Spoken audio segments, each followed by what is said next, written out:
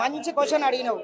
వాళ్ళు సనాతన ధర్మాన్ని కాపాడేటోడైతే ఏ మార్వాడోడన్నా ఒక దేవుని విగ్రహం చెక్కమని మా మా మా వాళ్ళు ఏ రకంగా అయితే చెప్తారో, మా వయస్సులు ఏ రకంగా అయితే దేవుళ్ళ విగ్రహాలని చెప్తారో, ఈ దేశంలో ఏ మార్వాడేనన్నా తీసుకొని వచ్చి ఒక ఎల్లమ్మ విగ్రహమో, ఒక రాముని విగ్రహమో, ఒక ఆంజనేయుని విగ్రహమో చెప్పుమని. వీళ్ళు దొంగ హిందువులు, వీళ్ళు దేవుడు అంటే చిత్తం శివుని మీద భక్తి శక్తుల మీద అని ఒక సామెత ఉంది తెలంగాణలో.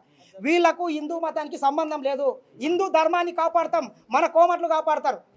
కోమట్ల కన్నా ఎక్క పూజలు చేస్తారా వాళ్ళు? పొద్దుగాల లేస్తే పాన్ పరాకు తినుకుంటే ఈ దేశంలో మొత్తం క్యాన్సర్ అభివృద్ధి చెందడానికి మార్వాడోడు కారణమైండు. ఈ థ్రోట్ క్యాన్సర్ మొత్తం పాన్ పరాకు, గుట్కా, తంబాకు ఎవడు అలవాటు చేసిండు? మన తెలంగాణ బిడ్డలు ఎవడన్నా పాన్ పరాకు తింటాడా? ఇంత స్వచ్ఛంగా ఇంత నిష్ఠతో ఉంటేవాడు తాగుబోతులు తిరుగుబోతులు అంటాడా? ఇట్లా కొవ్వెక్కాయి మాట్లాడితే నిన్ను మా కాళోజీ గారు చెప్పినట్లు ప్రాంతం వాడు ఏదన్నా ఇక్కడ దౌర్జన్యం చేస్తే ప్రాంతంలోనే తరిమి పెడతాం.